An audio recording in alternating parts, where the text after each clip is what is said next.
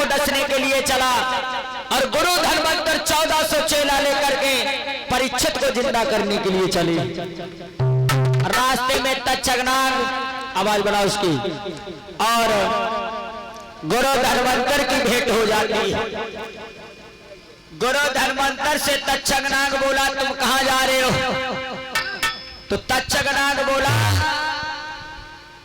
हम परीक्षित को डसने जा रहे हैं। हाँ, हम परीक्षित को खान जा रहे डसने। भैया गुरु धनवंतर बोले तुम डसने जा रहे हो, हम बचाने जा रहे हैं। तक्षकनाग बोला आओ हमारे तुम्हारे दो दो हाथ यही हो जाए। बोले हो जाए। एक वृक्ष देखा है, तक्षकनाग बोला इस वृक्ष पे हम फुसकार मारेंगे, वृक्ष हरा भरा है, ये जलकर राख हो जाएगा फुसकार मारने से। अगर तुम में ताकत हो तो इस वृक्ष को हरा भरा कर लेना। भैया तक्षकनाग ने जैसे फुसकार मारी, वृक्ष जलकर के राख हो गया। और जैसे ही गुरु धनवंतर ने निगाह घुमाई, वृक्ष जो का त्यों हरा भरा हो गया। बोलिए गोविंद भगवान की। अब तक्षकनाग मन में विचार करने लगा अगर गुरु धनवंतर पहुंच गए तो परीक्षित जिंदा हो जाएंगे और श्रृंगी ऋषि का श्राप झूठा हो जाएगा। तक्षकनाग आगे बढ़ा, एक सोटा बनकर के लेट गया। सोटा गुरु धनवंतर 1400 चेला लिए जा रहे, बड़ा अच्छा सोटा देखा तो सोटा समझ करके पीठ पे डाल लिया और तक्षकनाग ने गुरु धनवंतर की पीठ में काट लिया। अब गुरु धनवंतर की पीठ तक निगाह नहीं पहुंच पा रही है। चेला लोगों से बोले अब हम नहीं बचेंगे, हमारे साथ में धोखा हुआ। चेला लोग बोले गुरुजी को उपाय। बोले एक उपाय है, हमें जमीन के अंदर गाड़ दो और 3 महीना 13 दिन तक ढाक बजाओ, हम जिंदा हो जाएंगे। चेला लोगों ने गुरुजी को जमीन के अंदर गाड़ दिया और ऊपर से ढाक बजाने लगी। इधर तक्षकनाग पहुंचा, बोला क्या कर रहे हो? बोले गुरुजी को जमीन में गाड़ दिया, ढाक बजा रहे। अरे पागलों, वो मर जाएंगे, उन्हें निकाल लो। लेकिन चेला लोगों ने ढाक बजाना बंद नहीं किया। ढाक बजाने लाला सचिन आरे मीठी बोली को सुन कौआ रे, मीठी बोली को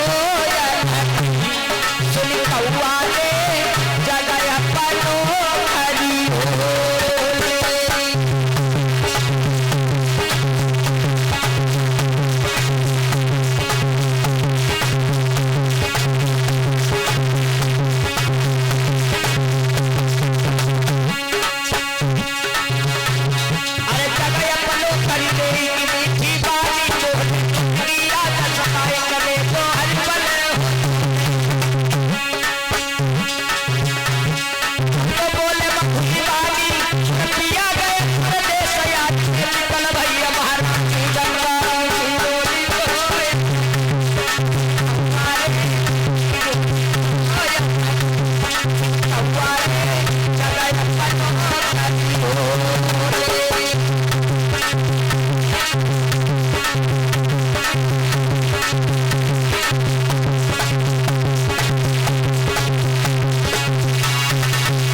तक्षकनाग ने गुरुजी को जमीन से खुदवा दिया।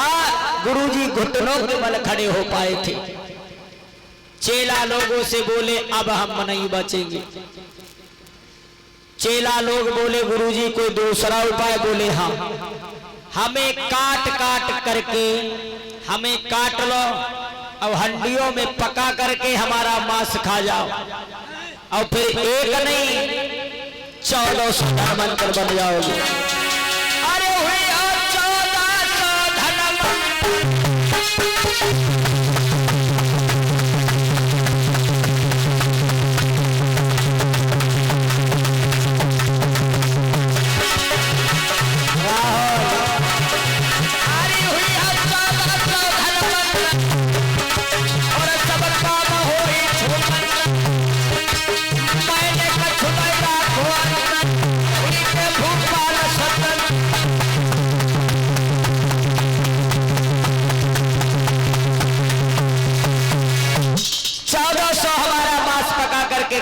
और सब धर्मांतर बन जाओगी। आज चेला लोगों ने गुरुजी को काट लिया और काट करके हड्डियों में पकाना प्रारंभ कर दिया। तक्षकराज फिर पहुंचा, बोला क्या कर रहे हो? चेला लोग बोले गुरुजी को काट करके और इनका मांस पका करके खाने वाले हैं। गुरुजी ने कहा कि 1400 धर्मांतर बन जाओगी। तक्षकनाग बोला नालायक, पागल हो गए सभी लोग, कहीं गुरुजी का मांस खाया जाता है? अरे जे हड्डी सभी गंगा जी में फेंक दो। चेला लोगों ने सभी हड्डियां गंगा जी में फेंक दी। परीक्षित महाराज जब सो गए ना, एक देर रह गई। इधर एक हड्डी जाकर के बंगाल में पहुंची है। बंगाल की एक धोबी अपने पति से नाराज होकर के जल में कूदने आई थी, लेकिन अरे हड्डी पड़ गई हाथ, खुशी होगा कहियो लसायो।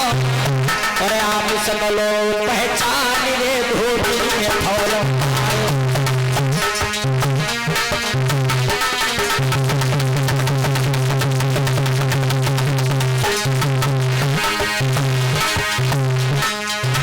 आज जैसे ही बात को पहचान करके धोबी ने खाया है तो धोबी जादूगर बन गई। उसके पास जादू सीखने वाली महिलाएं जाने लगी।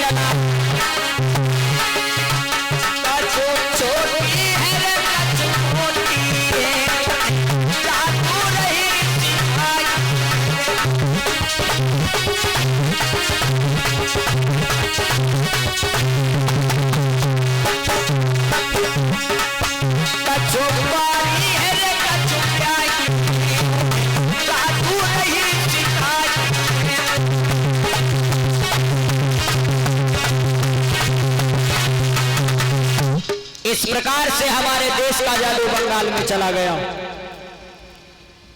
इधर परीक्षित महाराज सुबह पलंग से उठे, खड़े हो जाओ, हमारे पास आ जाओ। माताएं बहने 5 मिनट रुक जाएं, अब हमारी विदाई की बारी है। वैसे भी अभी जाने वाले हैं, तुरंत निकलने वाले रात में ही। हाँ, क्योंकि कल हमारा कार्यक्रम गांव पे है। 2 दिन गांव पे कार्यक्रम चलेगा, उसके बाद में 1 दिन के लिए सुरसा जाएंगे, फिर सीतापुर सीधे निकल जाएंगे। माताएं बहनी भाई बंधु बैठ जाए, 5 मिनट की बात और सामने खड़े हो जाओ।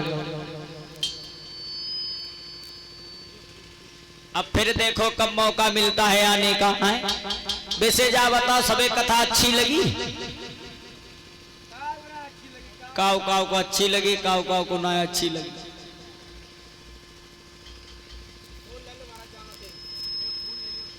इसमें से एक फूल तोड़ ले। आज परीक्षित महाराज सुबह पलंग से उठे, गमले में देखा बड़ा सुंदर फूल है, फूल तोड़ लिया। और परीक्षित महाराज ने जैसे ही सूंघना चाहा,